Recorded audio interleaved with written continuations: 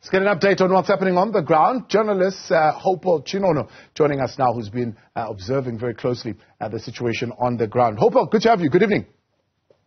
Thank you for having me, Tabo.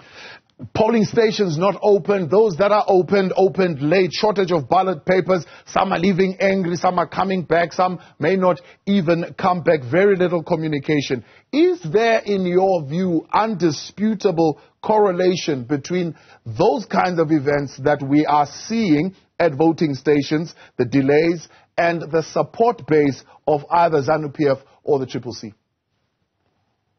This election has been nothing but shambolic, an embarrassment to not only Zimbabwe, but to the region, because the international community is watching what's happening in Zimbabwe. People came to their polling stations, especially those in urban areas, in areas that are very close to the center of power, and they didn't have ballot papers, so they did not vote. Some people in urban areas, up to now as I'm speaking to you, have not started voting. And yet, the Zimbabwe Election Commission was able to deliver ballot papers in ZANU-PF strongholds, which are 500 kilometers away from Harare. This shortage of ballot papers, or not having ballot papers at all, has happened mainly in the opposition strongholds of Harare and Bulawayo.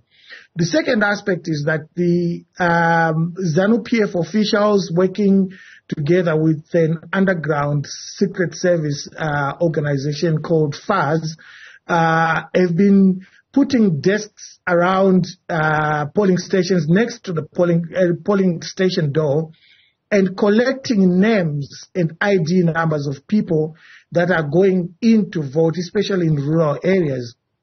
This is meant to intimidate people. They are being told that if you vote for the opposition, we will know because we have captured your ID number, we have captured your name, we know the sequence in terms of who went in first and who went after the first person and so forth. And so this, by any standard, remote standard, it's not a free, fair, and credible election. The third aspect is that a lot of citizens who live in urban areas, which are strongholds of the opposition, have been going to the polling stations and they've not found their names there. Some of them are even prominent members of civil society. They've gone there and they've not found their names there. So it has been a shambolic election, and it's one that is going to have a disputed election result. And when that happens, we know that it will be 5 years of back and forth fighting between the opposition and the ruling party. And it will have huge ramifications within the region. What is compelling voting stations that opened late, that had a shortage of ballot papers, to close exactly at 7 p.m., like we are seeing in some voting stations in Harare? Well, nothing really works when the politics of a country is not right. The region, and especially your viewers in South Africa, would know that things in Zimbabwe are not working properly. Zimbabwe is the sick man of the region. And so what's happening is choreographed. It's not that the Zimbabwe Election Commission is incompetent. That's not the case. They are very competent, but this is choreographed to create chaos, a chaotic environment that makes rigging conducive for the ruling party. It's not you can't imagine a situation where any election commission anywhere in Africa would fail to print ballot papers. The commission has come out and said that they failed to deliver ballot papers on time because of court cases. But the ballot papers that mostly, especially in urban areas where they failed to deliver ballot papers, are for local governance, that is councils. And yet there was no dispute, not even a single dispute, on local governance candidature in the courts. It was about the presidential candidature of Xavier Kasukuwere, who's based in South Africa. It had nothing to do with local government. So one wonders why the Zimbabwe Election Commission would hide behind such a lame excuse when it knows very well that there was no disputes in courts regarding local government. But what I want to say is that South Africans who are listening and your leadership in South Africa should understand that if this election is disputed again, it's going to lead to millions of Zimbabweans coming to South Africa, both legally and illegally. As you know, 75% of women who give birth at Musina Hospital in Limpopo are from Zimbabwe. We've seen the MEC for Limpopo demonstrating against the huge influx of Zimbabweans using health delivery services in Limpopo and beyond.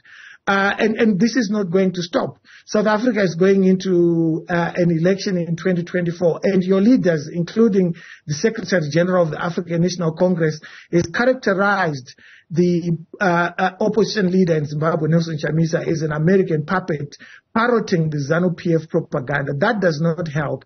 This is a crisis that needs to be resolved with a clean election.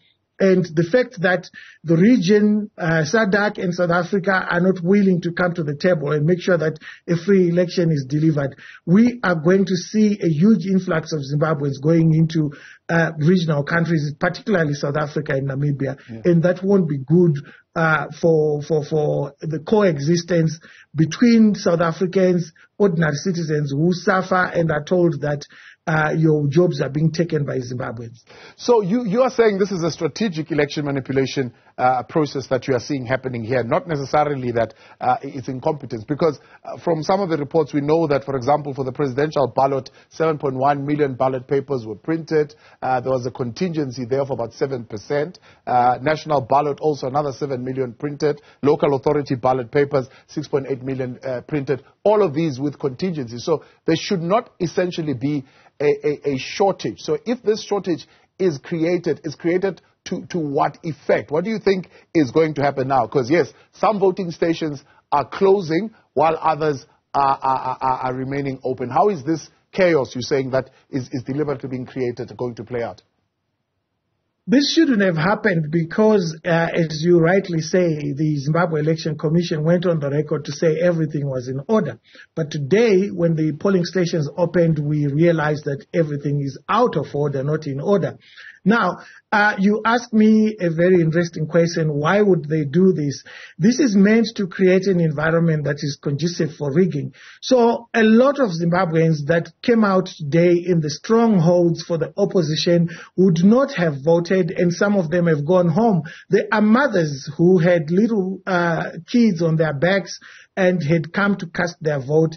They cannot stay up to this time. It's 11 minutes past 8 right now in Zimbabwe and in South Africa. There is no way you can expect a mother with a breastfeeding baby to be waiting at a polling station for over 13, 14 hours. So these are votes that are going to be lost by the opposition because it is happening mainly in the opposition areas. The second aspect is that, as we saw in 2013, ZANU-PF has got a habit of busing in rural voters after they voted in rural areas, and they will come into these urban areas and cast votes again.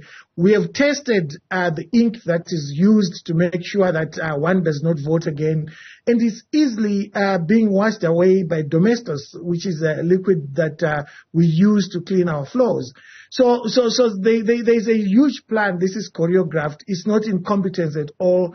The Zimbabwe Election Commission is run by a very smart woman. I know her personally. She's not an incompetent person. Her deputy is a former ambassador at the African Union. These are not fools. They know what they're doing, and the plan is to choreograph an election rigging, and that election rigging should look like there's a problem. There's no problem. They know what they're doing. What is the potential for a call for a rerun? And some are already suggesting that this is exactly what should happen.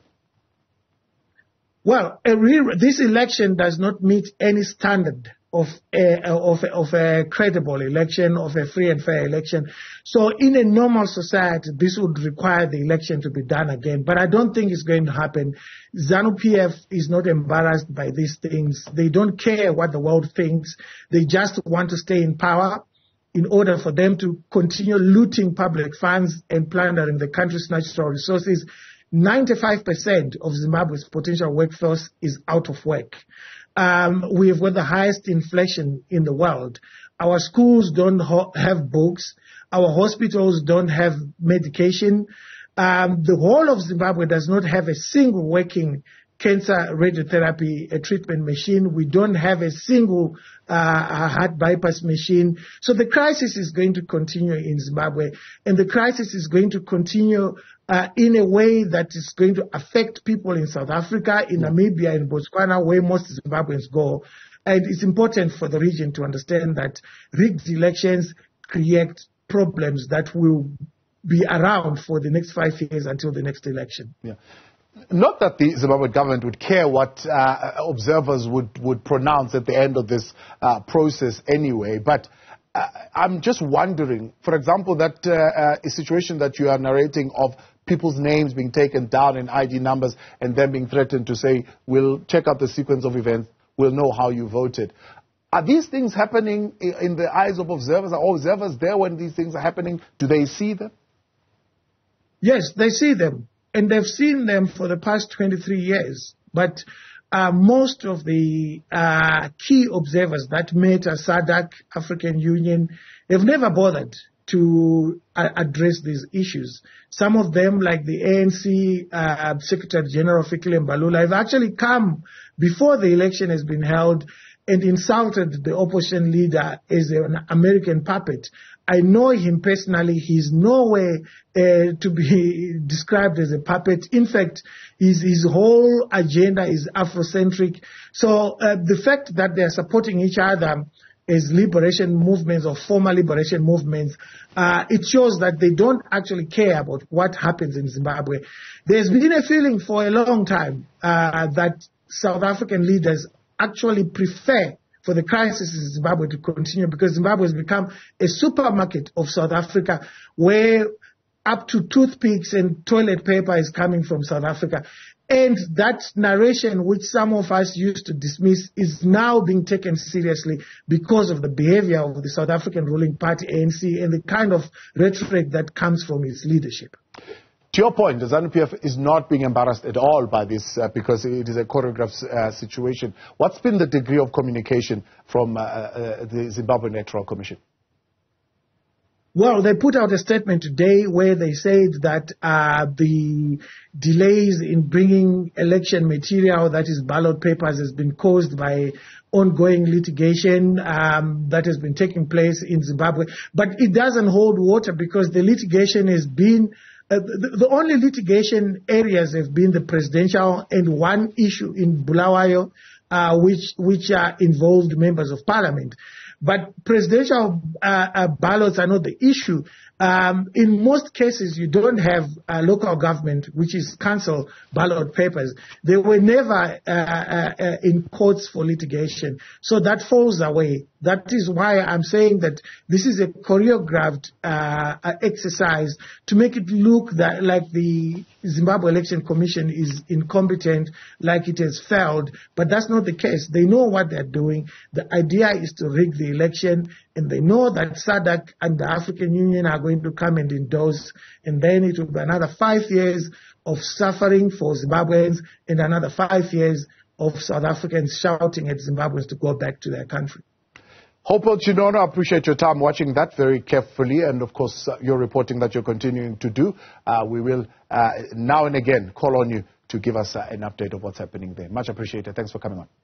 Thank you for having me. Veteran journalist Hopewell Chinono has been observing the situation there on the ground, some worrying delays, which he calls strategic manipulation of the electoral process to make the environment rife for the rigging of these elections. We'll see what pans out in the end.